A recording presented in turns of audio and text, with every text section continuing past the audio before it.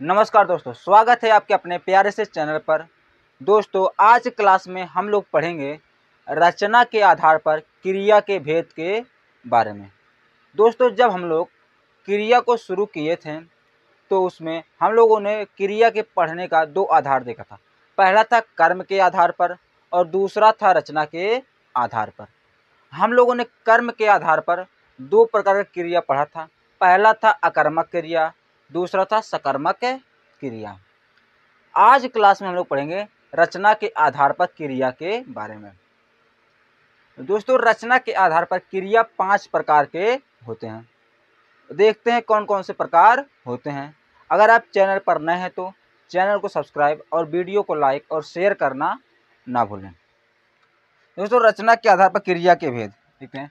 रचना के आधार पर रचना के आधार पर रचना के आधार पर क्रिया के 5 भेद होते हैं। रचना के आधार पर क्रिया के 5 भेद होते हैं। पहला है सामान्य क्रिया। पहला है सामान्य क्रिया। सामान्य क्रिया। दूसरा है संयुक्त क्रिया। दूसरा है संयुक्त क्रिया। तीसरा है नाम धातु क्रिया। चौथा है प्रेरणार्थक क्रिया। प्रेरणार्थक क्रिया। पांचवा है पूर्वकालिक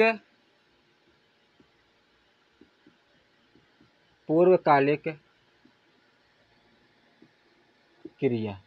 पांचवा है पूर्वकालिक क्रिया।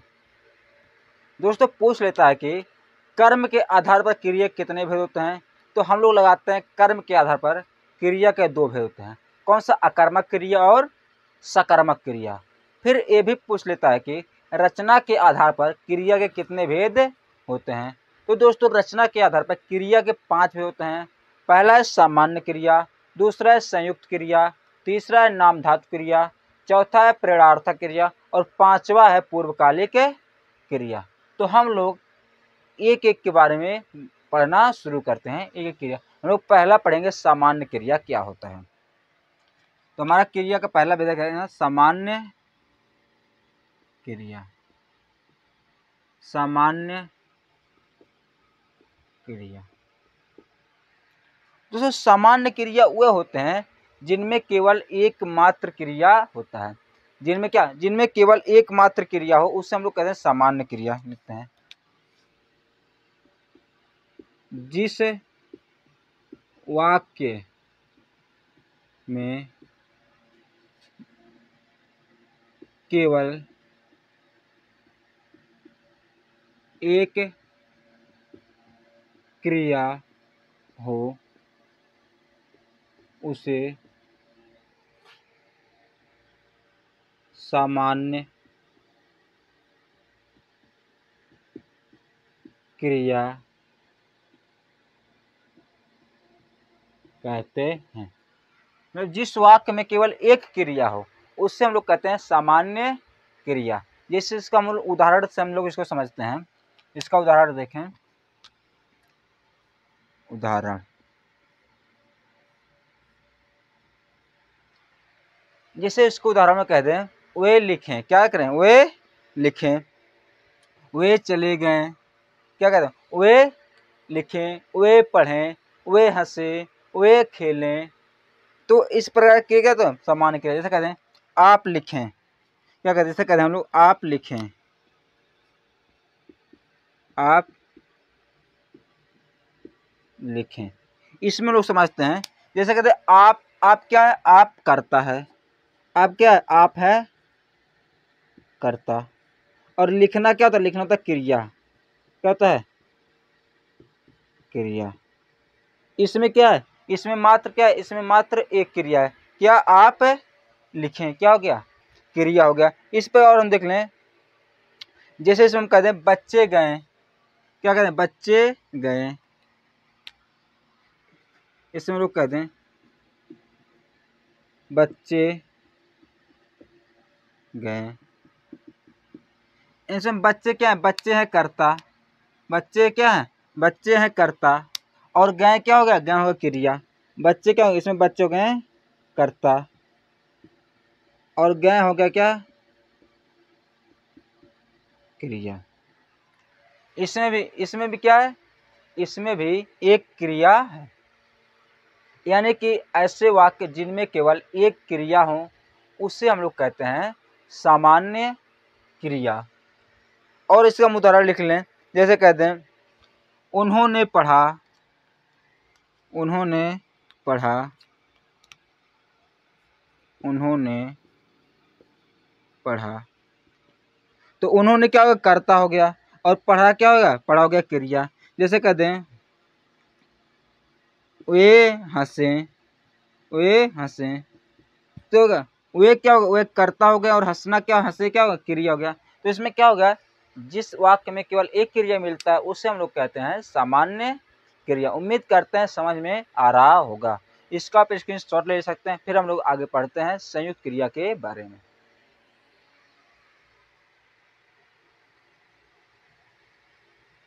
दोस्तों अब हम लोग जानते हैं रचना के आधार पर क्रिया के दूसरे भेद, जिसका नाम है संयुक्त क्रिया के बारे में।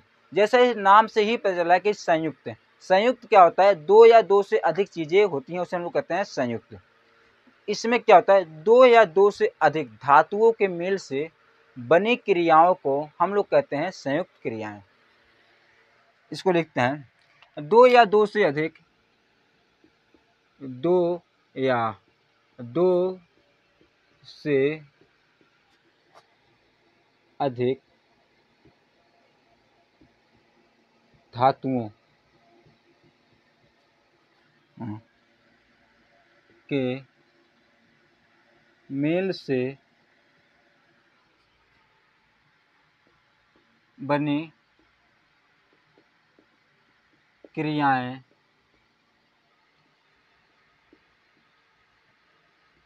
संयुक्त क्रियाएं कहलाती हैं। संयुक्त क्रियाएं कहलाती हैं। दो या दो से अधिक धातुओं, हम लोग जब क्रिया शुरू किए थे विशेषण के बाद, तो हम लोगों ने सबसे पहले धातुओं और धातुओं के रूप के बारे में ही पढ़ा था। क्या होती है धातुएं, कितने रूप होते हैं, उनके बारे में हम लोगों ने पढ़ा था। अगर धातुओं के बारे में आपको अच्छे से नहीं पता है तो हमारा वीडियो देख सकते हैं जाकर हमारे इसी चैनल पर। तो धातु होता क्या है, हम लोग उसमें जाने थे कि किसी क्रिया का जो मूल होता है, मूल यानी कि उसका बेसिक यानी कि जिससे वह बना होता है। जैसे हम लोग कह दें कि ये मार्कर, मार्कर का मूल क्या है, प्लास्टिक है। प्लास्टिक जिससे क्या होता है, प्लास्टिक से ही मिलकर मार्कर बना है, तो इसका मूल होगा प्लास्टिक। उसी प्रकार क्रियाओं का भी क्या होता है, एक मूल होता है, यानी कि रूट या जड़ होता है। उन्हें उसी से क्रियाएं बनती है, उसमें प्रत्यय उपसर्ग जोड़कर जो भी जोड़ा जाता है उसमें क्रियाएं बनती है। इसमें क्या होता है, दो या दो से अधिक धातुओं के मेल से बनी क्रियाओं को हम लोग कहते हैं संयुक्त क्रियाएं। जैसे हम लोग कह दें उदाहरण में,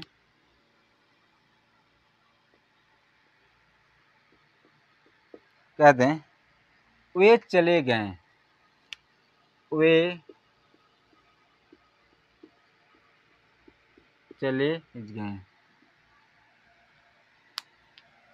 यानी कि चलना, क्या चल, चल से बना है चले, जा से बना, गए, गए से बना है गए। यानी कि दोनों क्या है, दोनों एक धातु है और दोनों धातुओं से ही बने। एक क्रिया क्या, दो धातु है, नहीं चल और गए धातु से एक क्रियाएं बनी है। दोनों क्या है, क्रिया धातु हैं, और इन धातुओं से मिलकर क्या बनी, क्रिया बनी कि वे चले गए। इसमें चले भी क्रिया और गए भी क्या है, क्रिया है। इसलिए इसमें क्या दो क्रिया होता है, क्या दो क्रिया, चले और गए। इससे हम लोग कहते हैं प्रथम क्रिया, इसे हम लोग कहते हैं द्वितीय क्रिया, इसे हम लोग कहते हैं द्वितीय क्रिया। द्वितीय क्रिया यानी कि प्रथम क्रिया होता है और ये द्वितीय क्रिया होता है। ये क्या होता है? प्रथम क्रिया होता है मुख्य क्रिया और ये होता है सामान्य क्रिया या रंजक क्रिया। और इसे हम उदाहरण ले लेते हैं। वे खेलने गए। खेलना भी क्या है? क्रिया है। और गए भी क्या है? क्रिया है। जैसे अब और इसमें हम कह दें कि बच्चे पढ़ने लगे, कह दें बच्चे पढ़ने लगे, सब सोने लगे। यानी कि इसमें क्या होता है? इसमें दो क्रियाएं होती हैं। पहला होता है मुख्य क्रिया और दूसरा होता है सामान्य क्रिया या रंजक क्रिया। रंजक क्रिया, अभी हम बात करेंगे रंजक क्रिया के बारे में। इसमें उदाहरण देख लेते हैं, फिर हम लोग बात करते हैं रंजक क्रिया के। जैसे हम लोग कह दें राम घर जाने लगा। राम घर जाने लगा। इसमें जाना और लगना क्या, दोनों क्या है? क्रियाएं हैं। जाना और लगना क्या है? दोनों क्रियाएं हैं। तो ये हो गया हमारे क्रियाएं।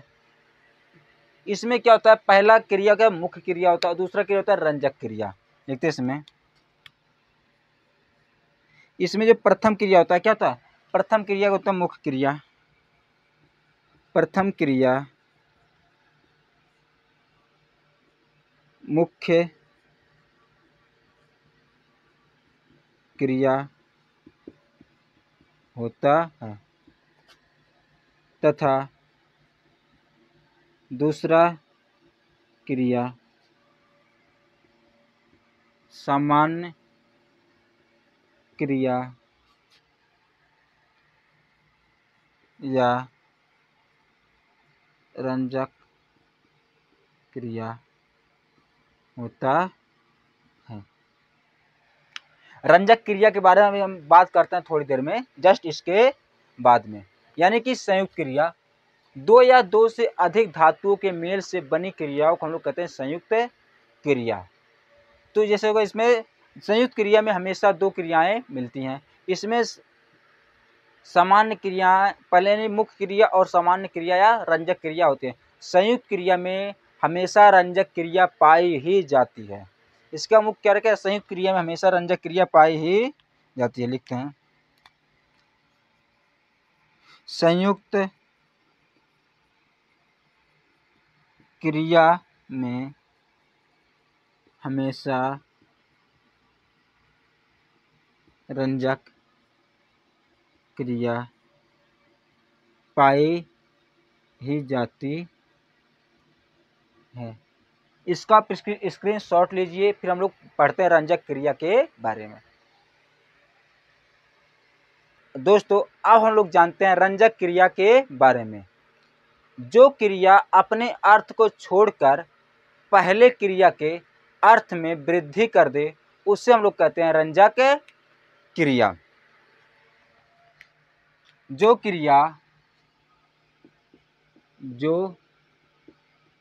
क्रिया अपने अर्थ को छोड़कर, जो क्रिया अपने अर्थ को छोड़कर पहले क्रिया के अर्थ में वृद्धि कर दे उसे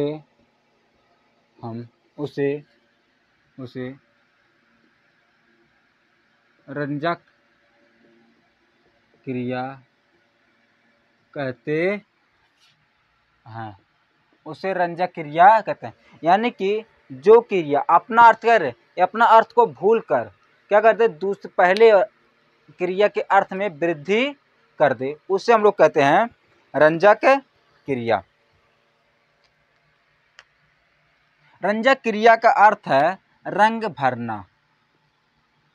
रंजक क्रिया का अर्थ है रंग भरना। क्या है? इसका अर्थ है रंग भरना। यह क्या करता है, अपने पहले क्रिया के अर्थ में रंग भर देता है, यानी कि उसके अर्थ में क्या करता है, वृद्धि कर देता है। संयुक्त क्रिया, संयुक्त क्रिया में रंजक क्रिया का होना अनिवार्य है। संयुक्त क्रिया में क्या होता है, रंजक क्रिया का होना अनिवार्य होता है।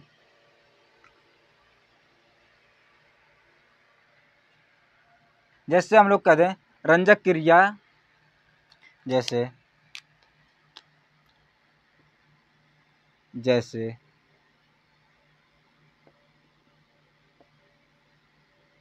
कौन कौन सी होती हैं रंजक क्रिया, इसके बारे में हम लोग जानते हैं। जैसे हो गया उठना, जाना, रहना, लगना, देना।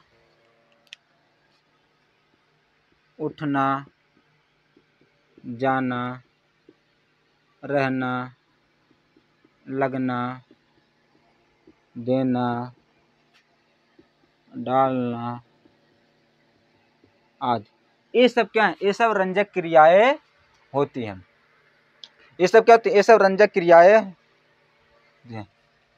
एक बार फिर से हम लोग देखते हैं इसको। रंजक क्रिया, जो क्रिया अपने अर्थ को छोड़कर पहले क्रिया के अर्थ में वृद्धि कर दे, उसे हम लोग कहते हैं रंजक क्रिया।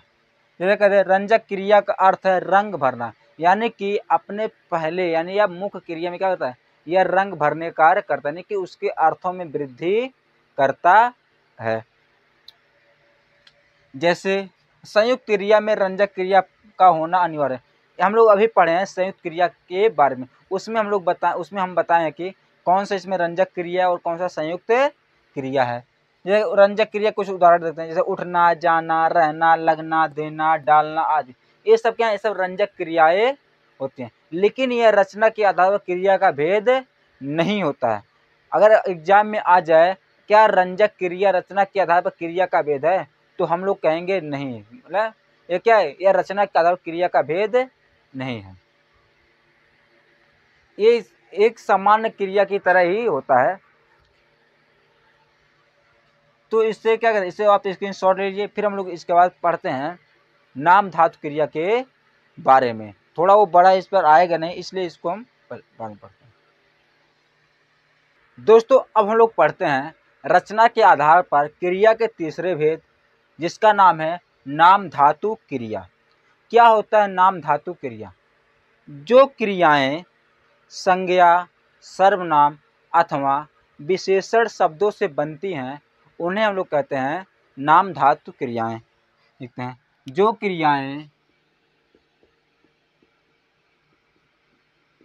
जो क्रियाएं संज्ञा, सर्वनाम तथा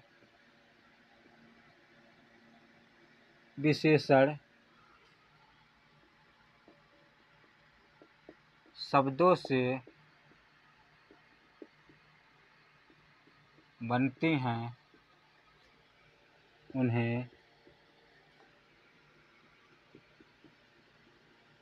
नाम धातु क्रिया कहते हैं। उन्हें हम लोग नाम धातु क्रिया कहते हैं।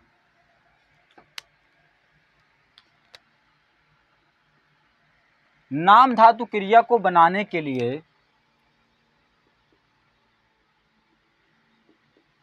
नाम धातु क्रिया को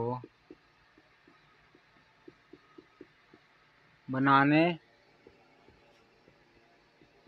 के लिए संज्ञा, सर्वनाम तथा विशेषण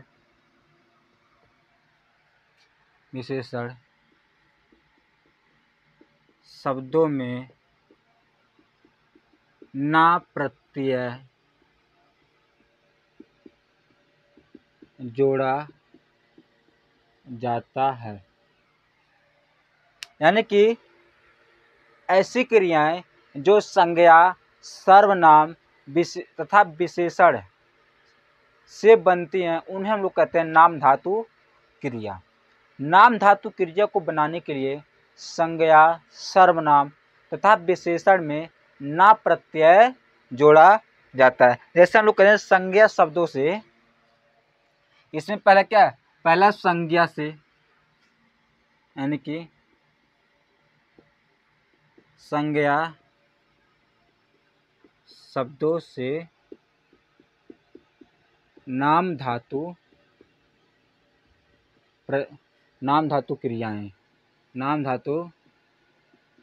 क्रियाएं, यानी कि संज्ञा शब्दों से कौन कौन सी नाम धातु क्रियाएं बनती हैं। जैसे हम लोग कहें सर्म, सर्म क्या एक संज्ञा है, फिर क्या सर्म से क्या होगा, सर्म से हो जाता है सरमाना, क्या हो जाएगा, सरमाना नहीं बनेगा, सरमाना कोई अर्थ नहीं होता, क्या था, सरमाना कोई अर्थ नहीं होता है, तो सरमाना होता है। जैसे हम लोग कहते हैं चमक,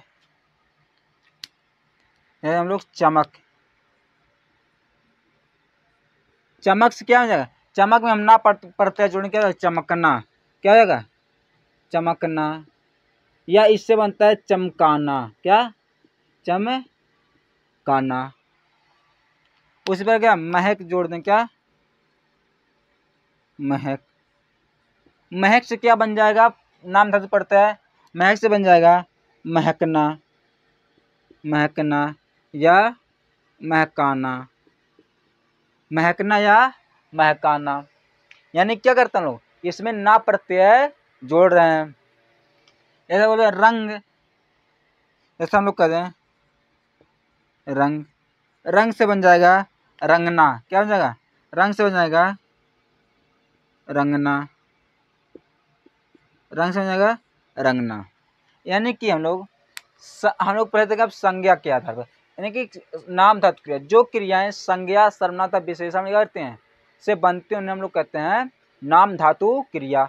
नाम धातु क्रिया में संज्ञा, सर्वनाम तथा विशेषण में ना प्रत्यय लगाकर बनाया जाता है। जैसे हम लोग पढ़े थे संज्ञा शब्दों से नाम धातु कौन कौन से बनते हैं। जैसे संज्ञा का सर्म हो गया, सर्म से बन गया हमारा सरमाना। चमक से चमकना या चमकाना। महक से महकना या महकाना। रंग से रंगना बन गया। ये था हमारा नाम धातु प्रत्यय। अभी हम लोग पढ़ेंगे क्या, सर्वनाम के आधार पर और विशेषण के आधार पर। इसका स्क्रीनशॉट लीजिए, फिर हम लोग आगे बढ़ते हैं।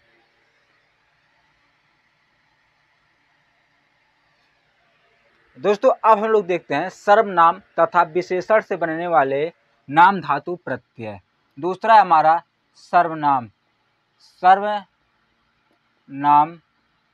से नाम धातु प्रत्यय, प्रत्यय नहीं, नाम धातु क्रिया।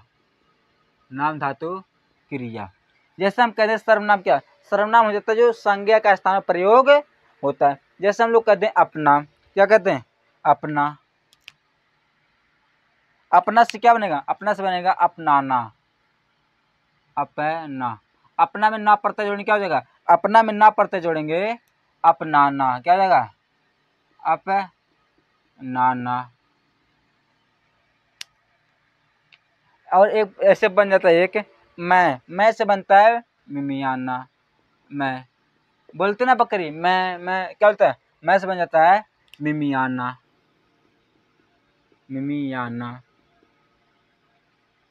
ये था हमारा सर्वनाम के आधार पर सर्वनाम से बनने वाले नाम धातु प्रत्यय। अब लोग देखते हैं विशेषण से बनने वाली नाम धातु प्रत्यय के बारे में।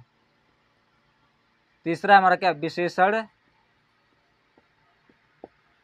से नाम धातु क्रिया, सॉरी प्रत्यय बोला, नाम धातु क्रिया। विशेषण से क्या होता है, नाम धातु क्रिया। जैसे 60, 60 से बन जाता है हमारा सठियाना, बोलता है 60 होता है ना, 60, 60 क्या है, 60 एक संख्यावाची विशेषण। हम लोग जब विशेषण पढ़ रहे थे इसके पहले वाले वीडियो में, तो हम लोग पढ़ रहे थे क्या, विशेषण के सभी प्रकार के बारे में। 60 से बनता है सठियाना, सठियाना, जैसे कहते हैं ना कि वो सठिया गया, सठिया गया, क्या 60 से बन जाता है सठियाना। लंगड़ा, क्या लंगड़ा, क्या लंगड़ा एक प्रकार क्या दोष है, दोष भी, गुड़ दोष, ये सब क्या आता है विशेषण में आता है। तो कहते हैं लंगड़ा, लंगड़ा से बनता है लंगड़ाना, लंगड़ा से बनता क्या, बनता है लंगड़ाना, लंगड़ाना। और इसी प्रकार हम कह दें नरम, नरम, नरम से बन जाएगा नरमाना, क्या बन जाएगा नरमाना आदि। तो हम लोगों ने अब नाम धातु प्रत्यय के बारे में अच्छे से देख लिया। नाम धातु प्रत्यय वे होते हैं जो संज्ञा, सर्वनाम तथा विशेषण शब्दों से मिलकर बनते हैं। नाम धातु प्रत्यय को बनाने के लिए संज्ञा, सर्वनाम तथा विशेषण के ना प्रत्यय जोड़ा जाता है। हम लोग संज्ञा के आधार पर पहले देखें, सर्वनाम के आधार पर नाम, तो सर्वनाम में क्या ना जोड़ देंगे, जैसे अपना अपनाना, मैम से मिमियाना। विशेषण से बनते हैं 60 सठियाना, लंगड़ा लंगड़ाना, नरम से नरमाना। तो इसका आप स्क्रीनशॉट ले सकते हैं। फिर हम लोग पढ़ते हैं चौथे क्रिया के बारे में, जिसका नाम है प्रेरणार्थक। दोस्तों अब हम लोग देखते हैं रचना के आधार पर क्रिया के चौथे भेद, जिसका नाम है प्रेरणार्थक क्रिया। क्या होता है प्रेरणार्थक क्रिया?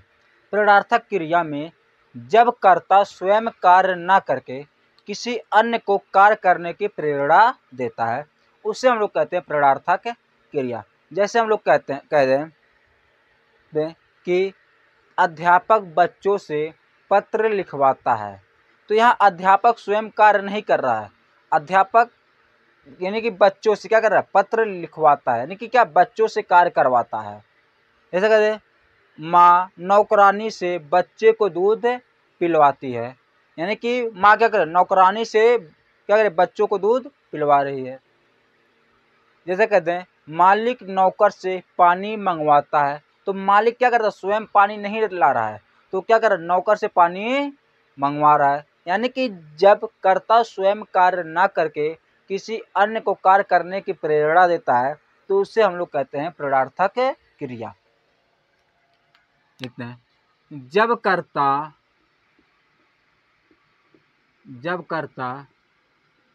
स्वयं कार्य ना करके किसी को कार्य करने की प्रेरणा, किसी कार्य ना करके किसी अन्य को, यहाँ लिखते हैं किसी अन्य को कार्य करने की प्रेरणा देता है, उसे प्रेरणार्थक क्रिया कहते हैं।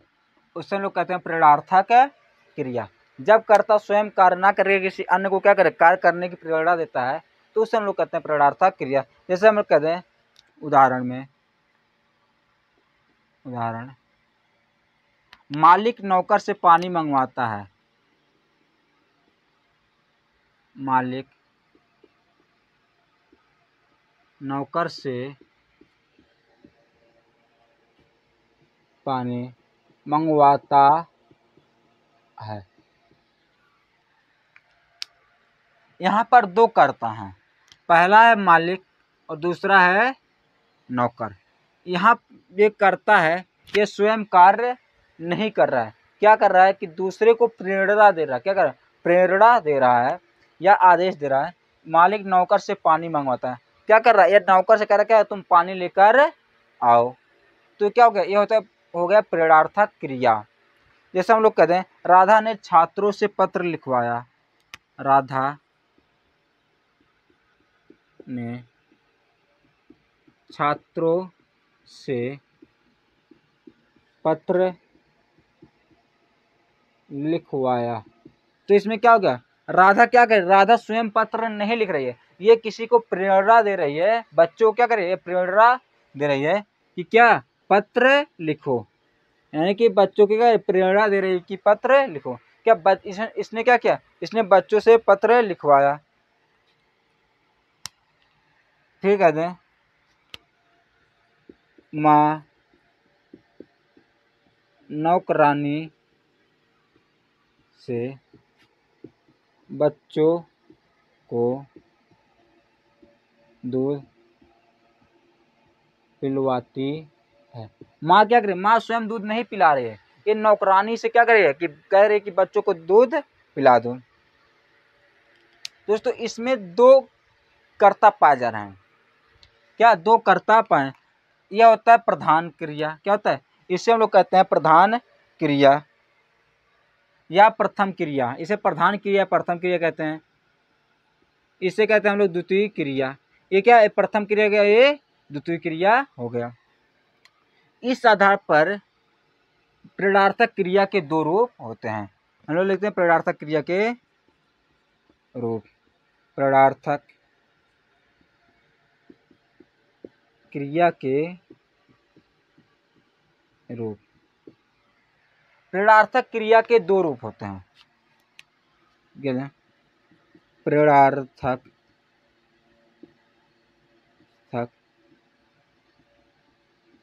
क्रिया के दो रूप होते हैं। पहला है प्रथम प्रेरणार्थक क्रिया। प्रथम प्रेरणार्थक क्रिया। और दूसरा है द्वितीय प्रेरणार्थक क्रिया। पहला है प्रथम प्रेरणार्थक क्रिया और दूसरा द्वितीय प्रेरणार्थक क्रिया। यानी कि जब कर्ता स्वयं कार्य ना करके किसी अन्य को कार्य करने का क्या कहता है? प्रेरणा देता है, उसे हम लोग कहते हैं प्रेरणार्थक क्रिया। जैसे मालिक नौकर से पानी मंगवाता है, स्वयं कार्य नहीं कर रहा है, क्या कर रहा है? नौकर से कार्य करवा रहा है। राधा ने छात्रों से पत्र लिखवाया। राधा स्वयं पत्र नहीं लिख रही है, क्या करे कि छात्रों से पत्र लिखवा रही है। माँ नौकरानी से बच्चों को दूध पिलवाती है। माँ स्वयं बच्चों को दूध नहीं पिला रही है, नौकरानी से बच्चों को दूध पिलवा रही है। इस आधार पर यानी कि इसमें क्या दो कर्ता पाए जाते हैं, यानी प्रथम कर्ता और द्वितीय कर्ता। यानी कि प्रथम मालिक और कर्ता, दूसरा नौकर। क्या? प्रेरणार्थक क्रिया के दो रूप होते हैं इस आधार पर, प्रथम प्रेरणार्थक क्रिया, द्वितीय प्रेरणार्थक क्रिया। इसका प्रश्न शॉर्ट लीजिए, फिर हम लोग पढ़ते हैं प्रथम और द्वितीय प्रेरणार्थक क्रिया के बारे में। अब हम लोग जानते हैं प्रेरणार्थक क्रिया के पहले रूप प्रथम प्रेरणार्थक क्रिया के बारे में। क्या होता है प्रथम प्रेरणार्थक क्रिया? वाक्य में जब कर्ता स्वयं कार्य करने के लिए उपस्थित रहता है और स्वयं को प्रेरणा देता है, उसे हम लोग कहते हैं प्रधान कर्ता या प्रथम प्रेरणार्थक क्रिया। देखते हैं इसके बारे में। वाक्य में जब कर्ता स्वयं कार्य करने के लिए उपस्थित रहता है और स्वयं प्रेरणा देता है, उसे प्रधान कर्ता या प्रथम प्रेरणार्थक क्रिया कहते हैं। इसमें क्या होता है, इसमें जो कर्ता होता है स्वयं कार्य करता है और स्वयं प्रेरणा देता है। जैसे हम लोग कहते हैं अध्यापक पढ़ाता है, जैसे हम कहते हैं उदाहरण, जैसे हम लोग कहते हैं उदाहरण, अध्यापक क्या करता है, अध्यापक पढ़ाता है, अध्यापक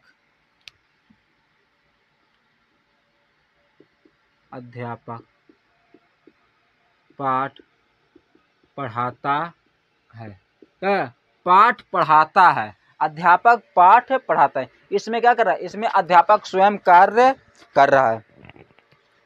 इसे कहते हैं हिमांशु गीत सुनाता है। इसमें हिमांशु स्वयं कार्य कर रहा है, क्या कर रहा है, गीत सुनाने का कार्य कर रहा है। हिमांशु स्वयं गीत सुना रहा है। जैसे हम लोग कहते हैं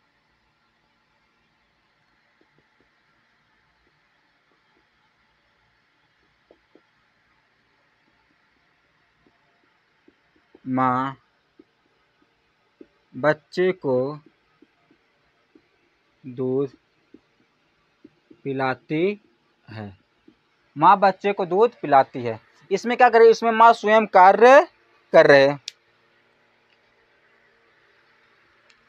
इसके हम लोग क्या प्रेरणार्थक क्रिया में क्या पढ़े थे कि जब क्या दूसरे को क्या किया जाता है, प्रेरणा दे, उसे हम लोग कहते हैं प्रेरणार्थक क्रिया। प्रेरणार्थक क्रिया दो प्रकार के, प्रथम और द्वितीय। प्रथम प्रेरणार्थक क्रिया में यह होता है कि कर्ता इसमें स्वयं कार्य करता है और स्वयं प्रेरणा देता है, उसे हम लोग कहते हैं प्रथम प्रेरणार्थक क्रिया। और आता है दूसरा द्वितीय प्रेरणार्थक क्रिया।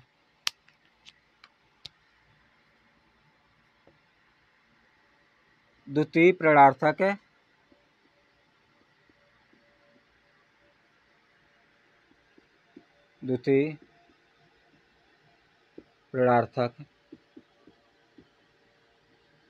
क्रिया। क्या होता है द्वितीय प्रेरणार्थक क्रिया? द्वितीय प्रेरणार्थक क्रिया में कर्ता स्वयं कार्य न करके किसी अन्य को कार्य करने के लिए क्या करता है, प्रेरणा दे, उसे द्वितीय प्रेरणार्थक क्रिया कहते हैं। जब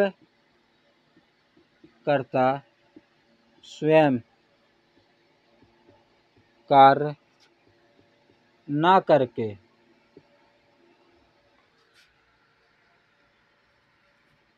दूसरों को कार्य करने की प्रेरणा देता है, उसे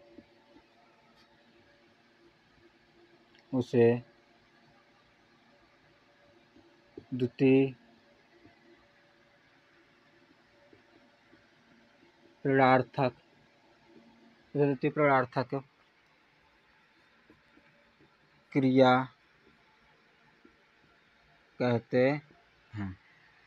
जब कर्ता क्या करे, स्वयं, हम लोग जब पूछना है प्रेरणार्थक क्रिया, जब प्रेरणार्थक क्रिया हम लोग इसका भी उत्तर दे सकते हैं, इसका भी उत्तर दे, यानी कि जब इसका एग्जाम्पल दे रहे हैं इसका उत्तर, अगर इसका एग्जाम्पल दे इसका उत्तर, लेकिन पूछ ले कि प्रथम प्रेरणार्थक क्रिया है द्वितीय प्रेरणार्थक क्रिया है, तब हम लोग देखते हैं कि कर्ता स्वयं कार्य कर रहा है कि नहीं। जब कर्ता स्वयं कार्य करता है तो हम लोग कहते हैं प्रथम प्रेरणार्थक क्रिया। जब कर्ता दूसरों को कार्य करने की प्रेरणा देता है तो उसे हम लोग कहते हैं द्वितीय प्रेरणार्थक।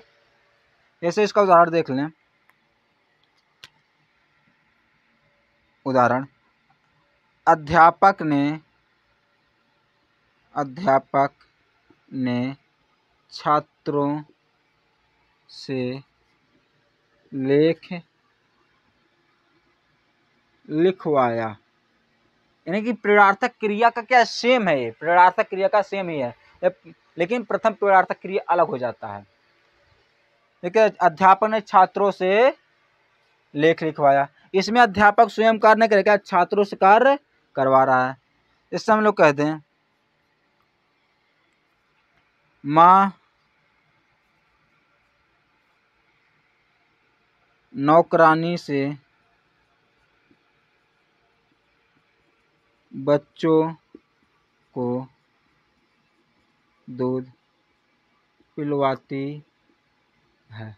यहाँ माँ क्या कर रही है? माँ स्वयं कार्य नहीं कर रही है, नौकरानी क्या कर रही है? कह रही है कार्य करने के लिए, उसको प्रेरणा दे रही है कार्य करने के लिए। तो यहाँ पर होता है द्वितीय प्रेरणार्थक क्रिया, यानी कि प्रथम प्रेरणार्थक क्रिया में कर्ता स्वयं कार्य करता है और स्वयं प्रेरणा देता है। द्वितीय प्रेरणार्थक क्रिया में कर्ता स्वयं कार्य ना करके किसी अन्य को कार्य करने क्या करता है? प्रेरणा देता है।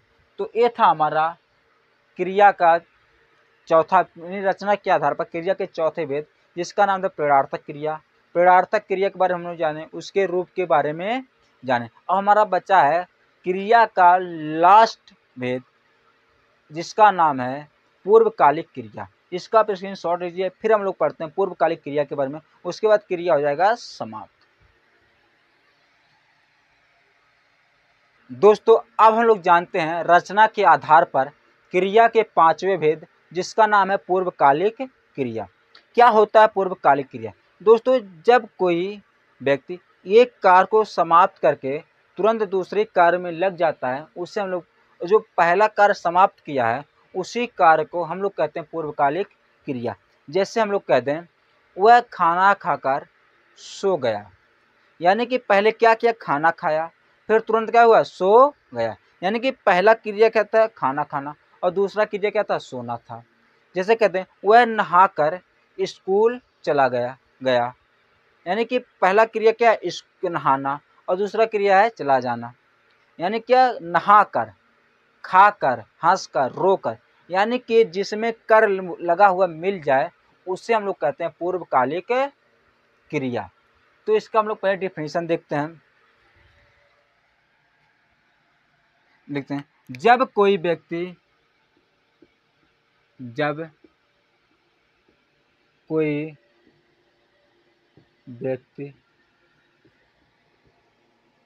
किसी काम को पूरा करके तुरंत दूसरे काम में लग जाए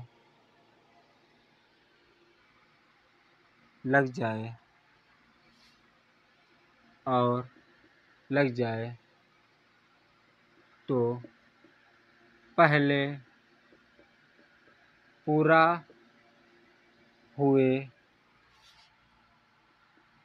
कार्य को पूर्वकालिक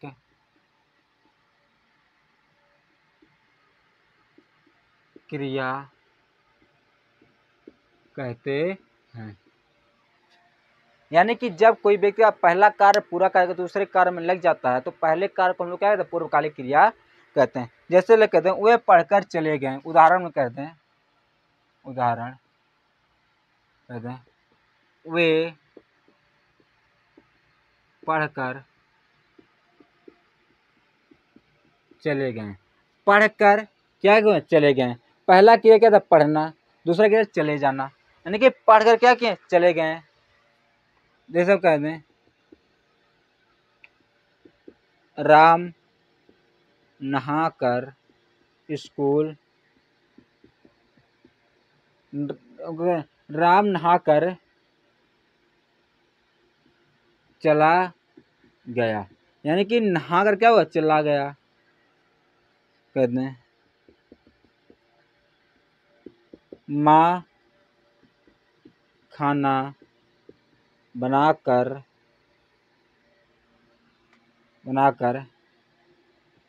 खाने लगी, यानी कि पहला क्रिया क्या है? बनाना, दूसरा खाना, यानी कि बनाकर खाना खाने लगी। तो इसमें एक नोट है,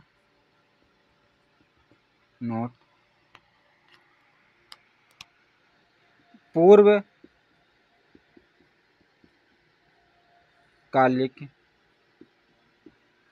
क्रिया में सदैव